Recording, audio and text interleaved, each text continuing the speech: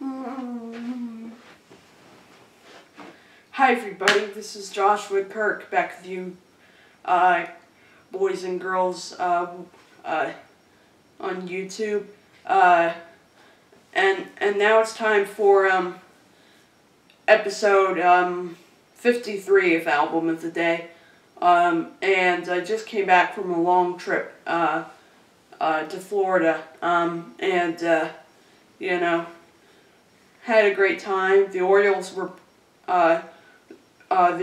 great, and you know, it was a pretty cool trip. You know, it was pretty cool seeing the sights and doing all that. I also want to talk about the shirt I'm wearing. I'm wearing a shirt that says "I'm an Aggernaut." It's for an artist, like a pretty small artist that I really like, called Jason Ager. So I'm like kind of supporting him by wearing the shirt in here. So, you know, there you go. So today's band is a Milwaukee band that have never really been huge until, like, you know, the early 90s, with their song "Blister in the Sun" off their first record. They're a band that, you know, had been on a hiatus for a while, but you know, have now recently just kind of, you know, came back on the road. Like, you know, they're not really recording an album because they said they wouldn't do that anymore, but, you know, but what they are doing is getting back on the road and playing more shows and playing their first album in its entirety. The band is called the Violent Femmes. So I'm here to review their second album, and by far probably my favorite album of theirs. The album is called "Hallowed Ground." And I don't have the CD for this record. I just have the vinyl, like the record of it. And this is actually a reissued vinyl released on independent label For Men with Beards. But this was originally released in 1984 in like June of that year on punk label Slash, which has been their label for years. But you know, anyway, here's the cover. It's a pretty interesting cover art there. Spine and the back. And the songs on here are Country Deaf Song, I Hear the Rain, Never Tell, Jesus Walking on the Water, I Know It's True But I'm Sorry to Say, Hallowed Ground, Sweet Misery Blues, Black Girls, and It's Gonna Rain. And it was produced by a guy named Mark Van Heck, who, you know, the Violent Femmes, they're kind of popular. I mean, their first album is huge, but, you know, for the most part, they've never really been super notable. I mean, this is a band that still needs a lot of exposure, that's still kind of underground, but they just kind of kept breaking into the mainstream every so often. But, you know, just a little touch of that. Like, there are lots of unnotable things about the band, like the producer of this record, not very notable. But they worked with a more notable producer on their album, Why Do Birds Sing, which is Michael Beinhorn, who worked with Red Hot Chili Peppers. That's what he's famous for producing stuff for. So anyway, there's side A and side B.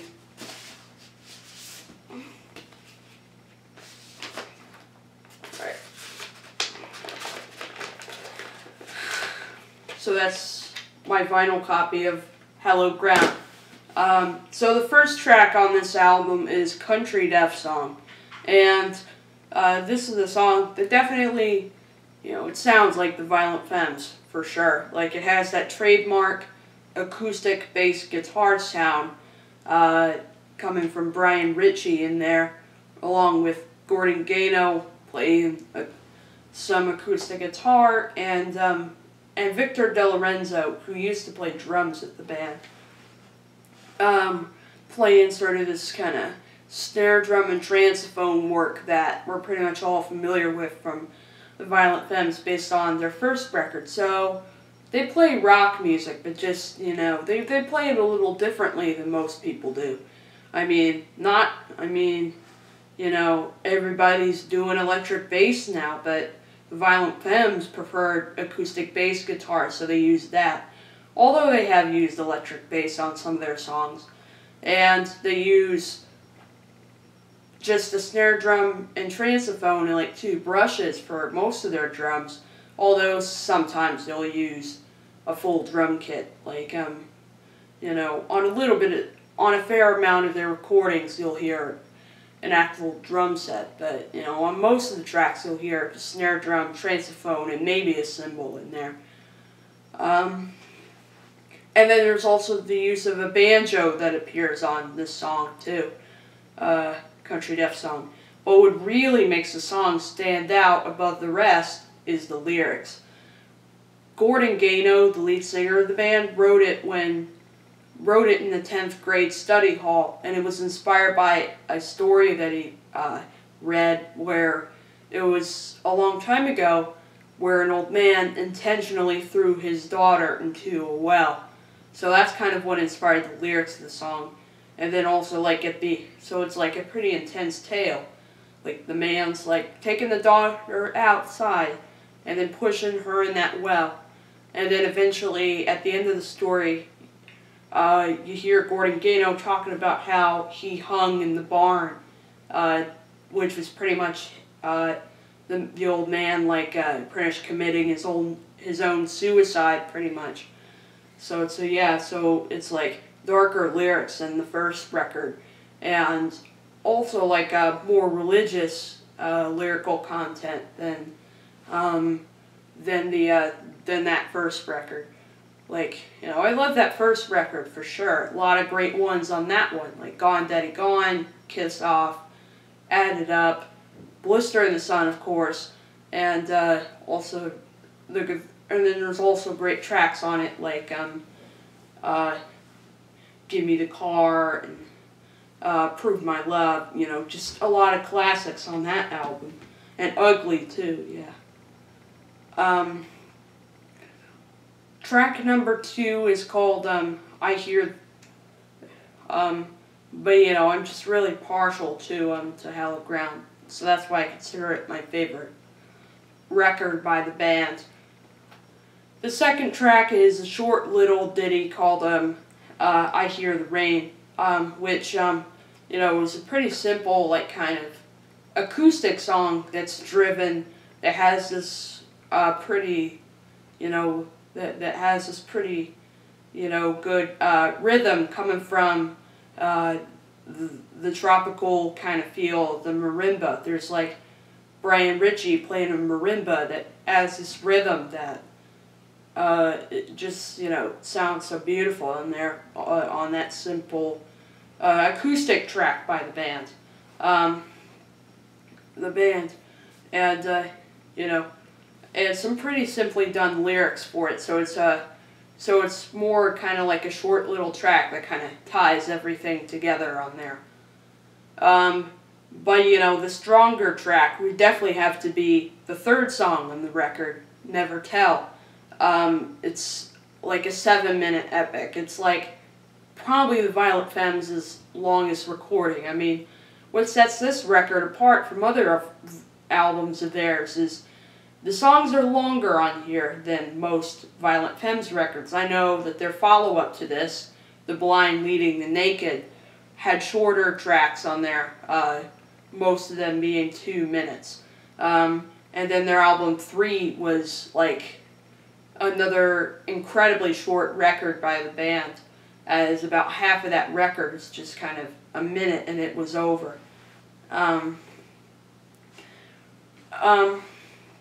So like, and Never Tell's just, you know, a great song, like some really killer lyrics, which are a little more personal on here than most of the tracks on this record. But like, killer lyrics on there, and just so some pretty killer rocking out that the band does on that one, and that's one of the first songs by the band that's like totally electric.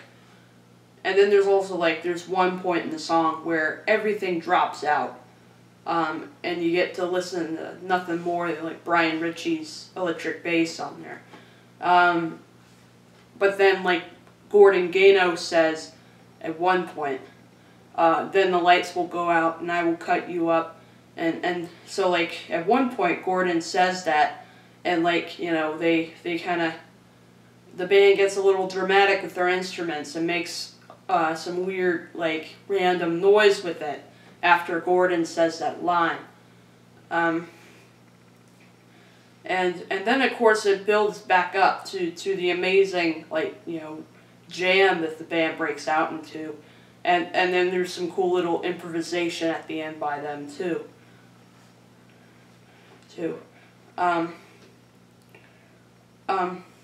Track number 4 is called Jesus Walking on the Water, and this has been quite a live favorite for the band for sure. This is one song that has kind of a bluegrass tinge to it because of the really fast acoustic guitar, and it kind of makes sense it has that feel because because the fiddle does appear on the recording of the track, played by Gordon, of course. Because if you've been to the Violent Femmes shows, you'll probably know they pick up instruments like shakuhachi and violin and xylophone and have a bunch of horn players. You'll know that if you've been to one of their shows, you'll know they use kind of weirdish instruments like that. Instruments like that. And Jesus Walking on the Water is just a great song.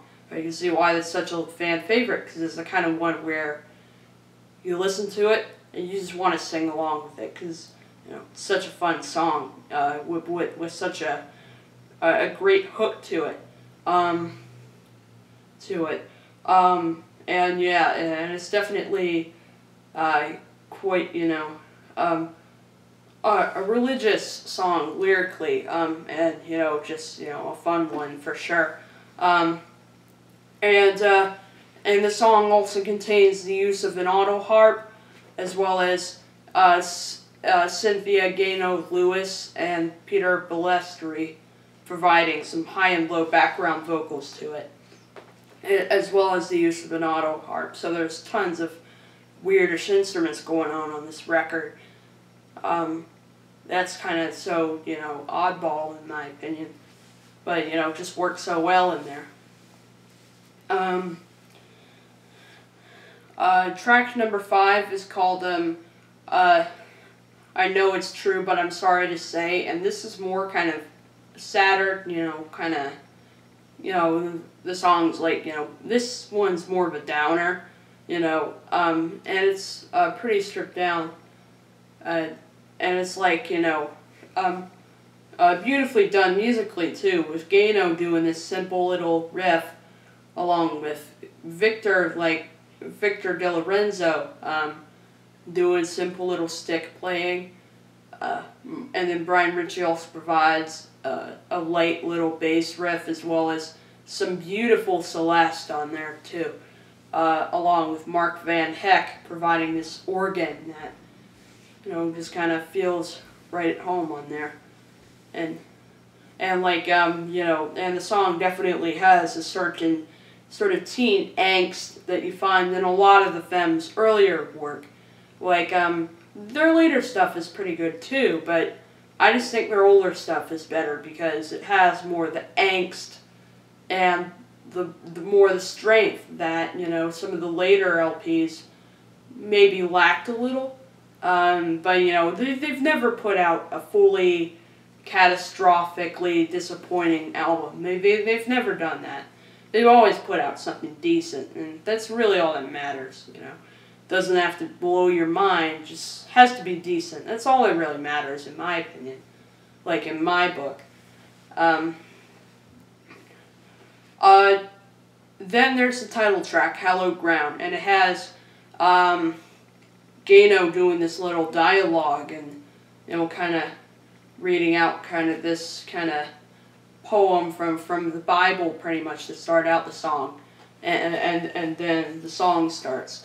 And this is another song where, like, it's like totally electric except for the piano, which is provided by Mark Van Heck on here. And it's kind of a song about how, you know, you just kind of feel kind of regretful and remorsed, and like you're trying to bury your worst memories to the point where you're kind of making this little hallowed ground for it to stay in. And kind of talking about how your soul's kind of in that kind of little molehill of hallowed ground. So that's kind of what the song's about lyrically. And it has some really nice, like, background vocals in the bridge from Brian and Victor. So like another big part of, like, their music has always been the background vocals provided by Brian and Victor, and then eventually Brian and Guy Hoffman, since Victor left a little bit and Guy Hoffman replaced him. But, you know, Guy left, and then, of course, when they reformed, Victor rejoined the band, but then he left, and now the Violent Femmes drummer is Brian Viglione, who was also part of the Dresden Dolls, too. Then Sweet Misery Blues comes up, and that song has a little bit of a jazz sound to it, with the use of, especially because the bass has kind of a jazzy feel, as well as the woodwinds. Like the woodwinds on the song add kind of a jazz feel to it, so there's like a little bit of music that they grew up listening to that was kind of incorporated into there, like the bluegrass on the 4th track, and then on this one, kind of the jazz influence, especially with the trumpet and clarinet use on there. And it's kind of a song about how, like, you know, you're just kind of trapped in kind of this misery, and it's sort of a song showing that you better watch out if you're living in the past, you know, and kind of, you know, feeling remorse over your past and kind of trying to dwell on it. So it's kind of a song about how you'll just never get rid of it, you know. You'll just never get rid of a feeling, pretty much. Because you're making it take over you and, you know, be like kind of, you know, the thing that, you know, you're focused on for the most part. And then there's the track that really shows how much the band loves to improvise, Black Girls. Like that song, you know, the lyric, it's the kind of song where the lyrics don't really matter, really. Like, what's really the big part of the song is the Femmes improvising on there. You know, playing some electric guitar, electric bass, and some drums, which are pretty much the simple snare transophones stuff that you hear a lot in their early work. As while the later work had more kind of the full drum kit on there as the drum sound. And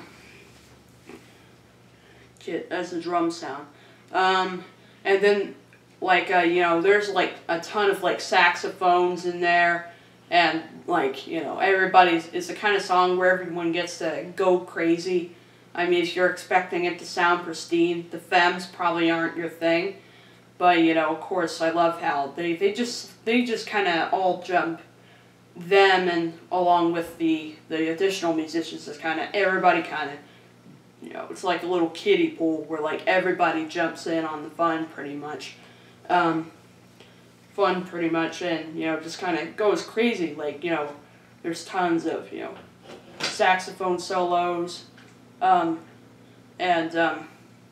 like, there's also, like, a little trumpet solo in the middle.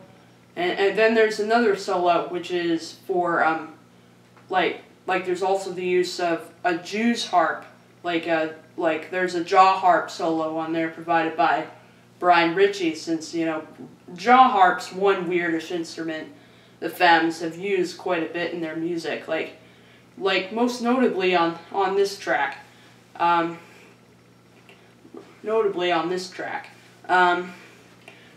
like then of course, and then in the middle there's like Victor De Lorenzo kind of, you know, getting lost in this little percussive world with his drumming, like in the middle of it. So he does a cool little drum solo in the middle of it with a lot of like different percussion. Like I think I heard like a cowbell in there or something like that.